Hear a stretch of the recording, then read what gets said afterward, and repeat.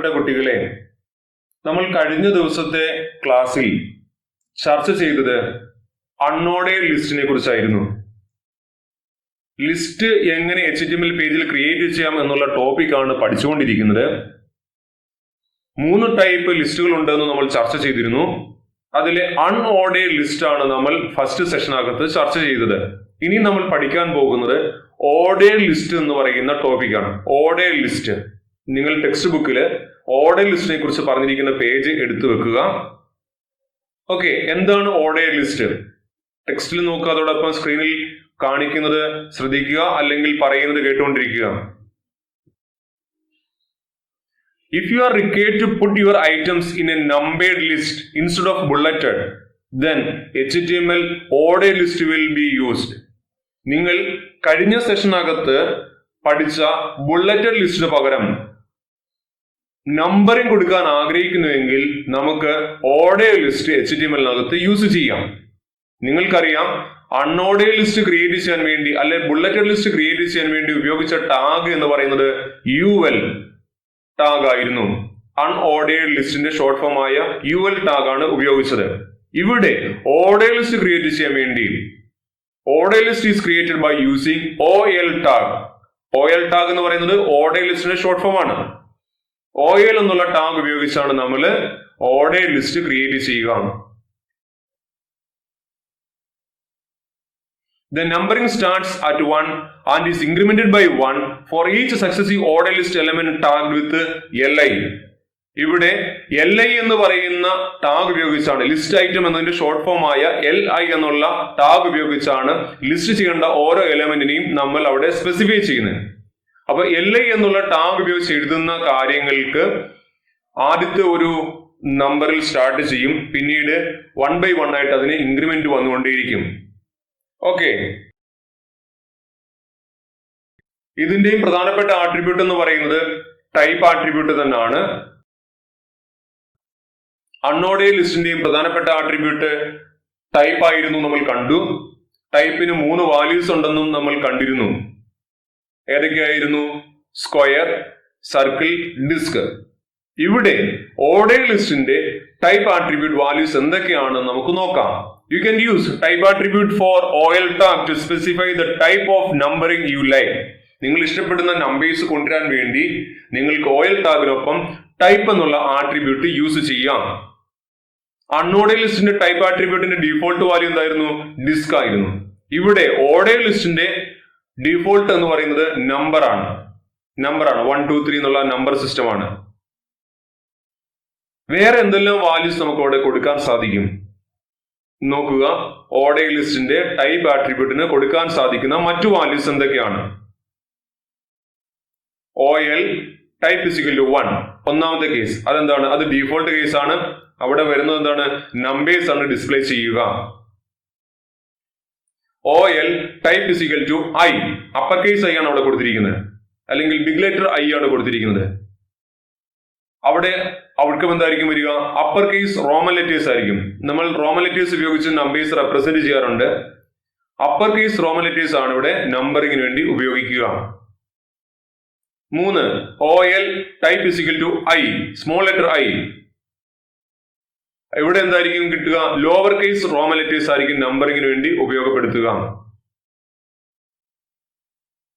അടുത്തത് OL type is equal to A, upper case A ആണ് പറഞ്ഞിരിക്കുന്നത്. അതുകൊണ്ട് ABCD എന്നുള്ള ലെറ്റേഴ്സ് വരുമ്പോൾ, ക്യാരക്ടേഴ്സ് വരുമ്പോൾ അപ്പർ കേസ് ലെറ്റേഴ്സ് ആയിരിക്കും അവിടെ ഡിസ്പ്ലേ ചെയ്ത് വരിക.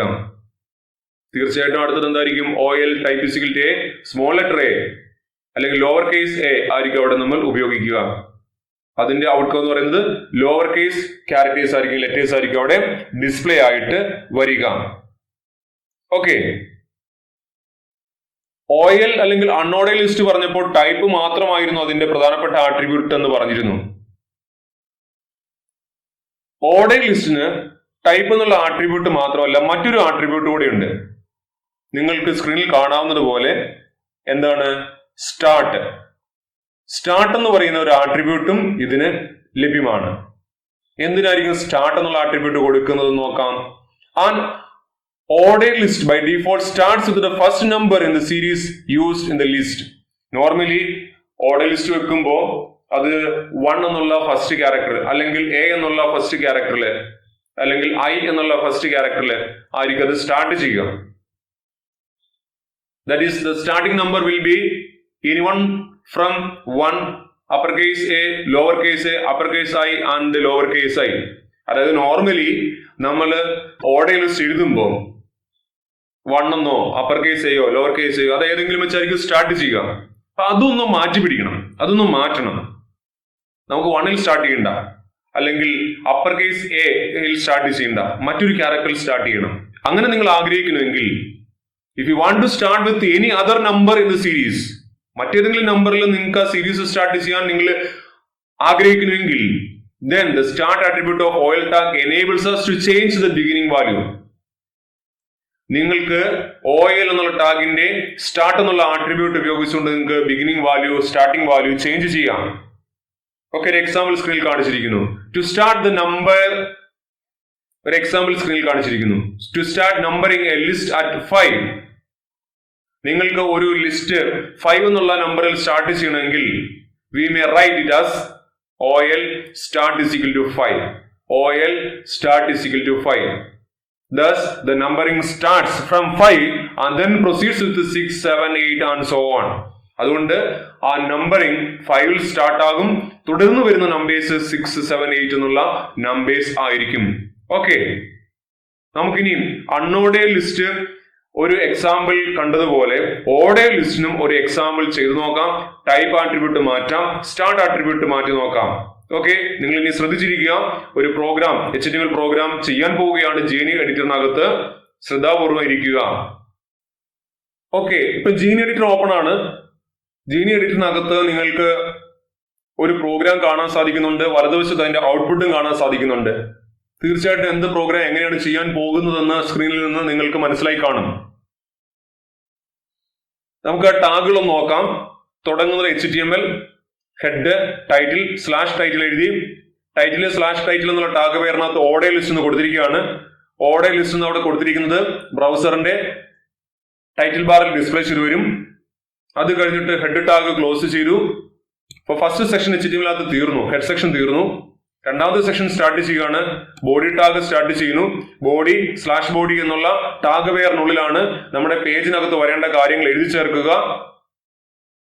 ബോഡി എന്നുള്ള ടാഗിനൊപ്പം ഞാനൊരു ആട്രിബ്യൂട്ട് ഉപയോഗിച്ച് BG കളർ ഈക്വൽ ടു ഒരു സ്പെഷ്യൽ സിമ്പൽ ഹാഷ് എന്നുള്ള സ്പെഷ്യൽ സിമ്പലും തുടർന്ന് ഹെക്സാഡെസിമൽ കോഡ് എഴുതിയിരിക്കുകയാണ്.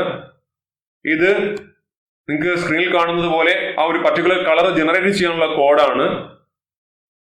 ഓക്കെ, അതിനുശേഷം H3 എന്നുള്ള ടാഗ് എഴുതി സ്ലാഷ് H3 എന്നുള്ള ടാഗ് ക്ലോസ് ചെയ്യുന്നതിനുള്ളിൽ ഓർഡേർഡ് ലിസ്റ്റ് എന്ന് കൊടുത്തിട്ടുണ്ട്. ഓർഡേർഡ് ലിസ്റ്റ് എന്ന് കൊടുത്തിട്ടുണ്ട്. അത് നമ്മുടെ സ്ക്രീനിൽ നമ്മുടെ പേജിന്റെ ഹെഡായിട്ട് വരാനാണ്. അതിനാണ് H3 എന്ന് ഉപയോഗിച്ചിരിക്കുന്നത്. അതിനൊപ്പം അലൈൻ എന്നുള്ള ആട്രിബ്യൂട്ട് ഉപയോഗിച്ചിട്ടുണ്ട്.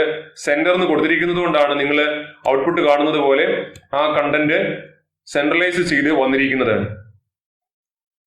ഓർഡർ ലിസ്റ്റ് എന്നുള്ളത് പേജിന്റെ സെൻട്രലായിട്ട് വന്നിട്ടുണ്ട്, അത് നിങ്ങൾക്ക് കാണാൻ സാധിക്കുന്നുണ്ട്. ഇതിനേക്കാളും ഉയർന്ന ഒരു ഹെഡിങ് ആണ് വേണ്ടത്, ഉയർന്ന സൈസുള്ള ഹെഡിങ് ആണ് വേണ്ടതെങ്കിൽ നിങ്ങൾക്ക് H3 മാറ്റി H2 എന്ന് ആക്കാം. അതിനുശേഷം സേവ് ചെയ്യുക. വ്യത്യാസം നിങ്ങൾക്ക് സ്ക്രീനിൽ ഇപ്പോൾ തന്നെ കാണാം. H1 ആണ് ഏറ്റവും ഉയർന്ന ഹെഡിങ് സൈസ് എന്ന് നിങ്ങൾക്ക് അറിയാമെന്ന് തോന്നുന്നു. ഹെഡിങ് ടാഗുകൾ H1 മുതൽ H6 വരെയാണ്. ഓരോ ടാഗ് കൊടുക്കുന്നതനുസരിച്ച് ആ ഹെഡിങ്ങിന് വ്യത്യാസം വന്നുകൊണ്ടിരിക്കും, സൈസിന് വ്യത്യാസം വന്നുകൊണ്ടിരിക്കും. H6 ആണ് ഏറ്റവും ചെറിയ സൈസിൽ ഡിസ്പ്ലേ വരുത്താൻ വേണ്ടി ഉപയോഗിക്കുന്ന ഹെഡിങ് ടാഗ്. തുടർന്ന് ഞാൻ പാർട്സ് ഓഫ് കമ്പ്യൂട്ടർ എഴുതി വെച്ചിട്ടുണ്ട്. പിന്നീട് നമ്മൾ സ്റ്റാർട്ട് ചെയ്യുകയാണ് OL എന്നുള്ള ടാഗ്. ഓർഡർ ലിസ്റ്റ് സ്റ്റാർട്ട് ചെയ്യാൻ വേണ്ടി നിങ്ങൾക്ക് ഇവിടെ സ്ക്രീനിൽ ഔട്ട്പുട്ട് കാണുന്നത് പോലെ എന്താണ് 1, 2, 3, 4, 5, 6 എന്നുള്ള നമ്പർ ഇട്ട് registers, cache, RAM, hard disk, motherboard, graphics card എന്നൊക്കെ ഡിസ്പ്ലേ ചെയ്ത് വരാൻ വേണ്ടി ഉപയോഗിച്ചിരിക്കുന്ന ടാഗ് ആണ് OL. OL/OL ടാഗ് പേരുകൾക്കുള്ളിലാണ് registers, cache, RAM, hard disk, motherboard, graphics card എന്നുള്ള ഐറ്റംസ് എല്ലാം എഴുതി ചേർത്തിരിക്കുന്നത്. ഇനി ഓരോ ഐറ്റത്തിന്റെ ഒപ്പം 1, 2, 3 എന്ന് വരാൻ വേണ്ടി നമ്മൾ LI എന്നുള്ള ടാഗ് ഉപയോഗിക്കുന്നു. ലിസ്റ്റ് ഐറ്റം എന്ന് ഓരോന്നിന്റെയും കൂടെ കൊടുക്കുന്നു. അപ്പോ ലിസ്റ്റ് ഐറ്റം എന്ന് കൊടുക്കുമ്പോൾ അവിടെ 1 2 3 എന്നുള്ള നമ്പേഴ്സ് വന്നുകൊള്ളും. OL എന്നുള്ള ടാഗ് ആയതുകൊണ്ട് നമ്പറിംഗ് ആണ് വരേണ്ടതെന്ന് അറിയാം. എവിടെയാണ് നമ്പർ വരേണ്ടത് എന്നുള്ളത് സൂചിപ്പിക്കാൻ വേണ്ടിയാണ് LI എന്നുള്ള ടാഗ് കൊടുക്കുന്നത്. എവിടെ LI കാണുന്നുണ്ടോ അവിടെ ഓരോ നമ്പേഴ്സ് വന്നുകൊണ്ടേയിരിക്കും. ഓക്കെ, നേരത്തെ കഴിഞ്ഞ സെഷനകത്ത് പറഞ്ഞതാണ് LI എന്നുള്ളത് ഒരു കണ്ടെയ്നർ ടാഗ് ആണ്, എന്നാൽ ഇത് ക്ലോസ് ചെയ്യണമെന്ന് നിർബന്ധമില്ലാത്ത ഒരു ടാഗ് ആണെന്ന് ഞാൻ സൂചിപ്പിച്ചിരുന്നു കഴിഞ്ഞ സെഷനകത്ത്. ഓക്കെ, അപ്പോൾ LI registers, LI cache, LI RAM, LI hard disk, LI motherboard, LI graphics card. അങ്ങനെ ഇവിടെ 6 ഐറ്റംസ് എഴുതി ചേർത്തിട്ടുണ്ട്. OL എന്നുള്ള ടാഗ് വന്നിരിക്കുന്നതുകൊണ്ട് ഓരോന്നിന്റെയും തൊട്ടു പിറകിലായിട്ട് നമ്പേഴ്സും ഡിസ്പ്ലേ ചെയ്ത് വന്നിട്ടുണ്ട്. ഓക്കെ, നിങ്ങൾക്ക് ഇപ്പോൾ ഓർഡർ ലിസ്റ്റ് ക്രിയേറ്റ് ചെയ്യേണ്ടത് എങ്ങനെയാണെന്ന് മനസ്സിലായി കാണുമല്ലോ. ഇനി നമ്മൾ നേരത്തെ പറഞ്ഞതുപോലെ ഇതിനൊരു പ്രധാനപ്പെട്ട ആട്രിബ്യൂട്ട് ഉണ്ട്. എന്ത് ആട്രിബ്യൂട്ട് ആണ്? ടൈപ്പ് എന്നുള്ള ആട്രിബ്യൂട്ട്. അതിന്റെ ഡീഫോൾട്ട് വാല്യൂ 1 ആണ്, നമ്പറിംഗ് ആണ്. അതുകൊണ്ട് 1 എന്ന് കൊടുത്താൽ വ്യത്യാസമൊന്നും വരാൻ പോകുന്നില്ല. നിങ്ങൾക്ക് സ്ക്രീനിൽ നോക്കാം. നമുക്ക് ഇവിടെ അപ്പർ കേസ് A കൊടുക്കാം. എന്നിട്ട് കൺട്രോളും എസും കൂടെ ഒരുമിച്ച് പ്രസ് ചെയ്യുകയാണ് സേവ് ചെയ്യാൻ വേണ്ടി. നിങ്ങൾക്ക് സ്ക്രീനിൽ അതിന്റെ ഔട്ട്പുട്ട് വന്നത് കണ്ടു കാണും. ABCDEF എന്നുള്ള ക്യാരക്ടേഴ്സ് ആണ് അവിടെ ഇപ്പോൾ ഡിസ്പ്ലേ ചെയ്ത് വരുന്നത്. Type is equal to upper case A മാറ്റി ലോവർ കേസ് A കൊടുക്കുകയാണ്. കൺട്രോൾ S പ്രസ് ചെയ്യുന്നു. കീബോർഡിൽ നിന്ന് കൺട്രോളും എസും ഒരുമിച്ച് പ്രസ് ചെയ്യുന്നു സേവ് ചെയ്യാൻ വേണ്ടി. സേവ് ചെയ്തു. വലതുവശത്ത് ഔട്ട്പുട്ടും ബ്രൗസറിനകത്ത് നിങ്ങൾക്ക് കാണാൻ സാധിക്കുന്നുണ്ട്. ഞാൻ സേവ് ചെയ്തു.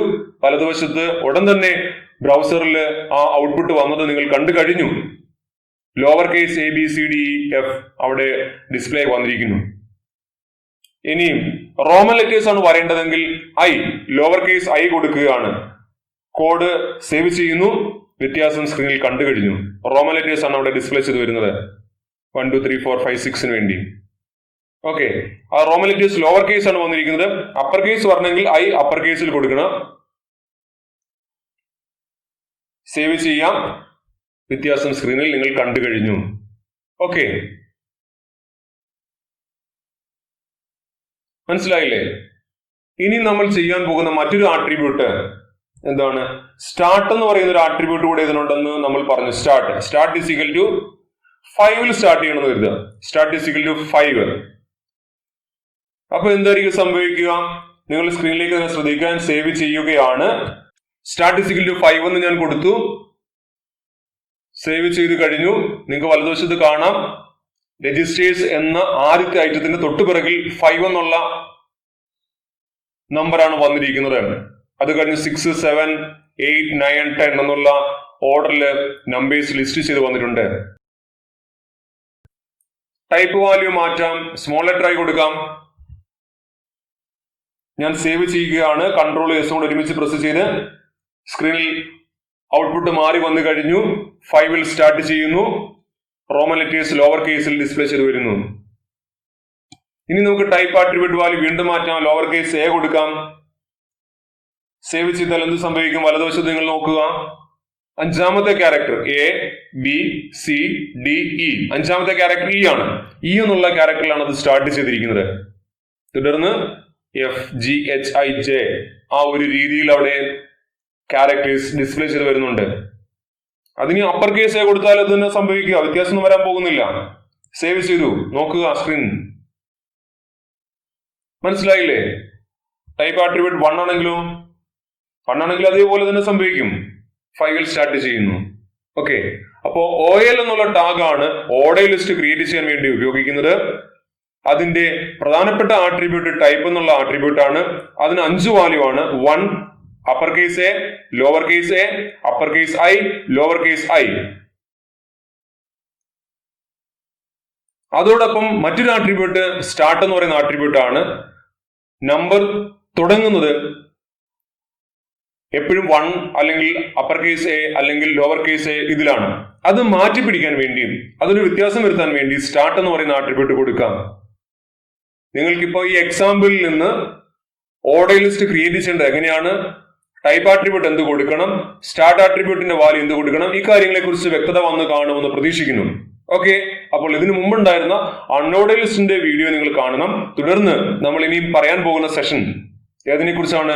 ഡിസ്ക്രിപ്ഷൻ ലിസ്റ്റിനെ കുറിച്ചാണ്, അല്ലെങ്കിൽ ഡെഫിനിഷൻ ലിസ്റ്റിനെ കുറിച്ചാണ്. അത് അടുത്ത വീഡിയോയിൽ നിങ്ങൾ കാണുക. ഓക്കെ.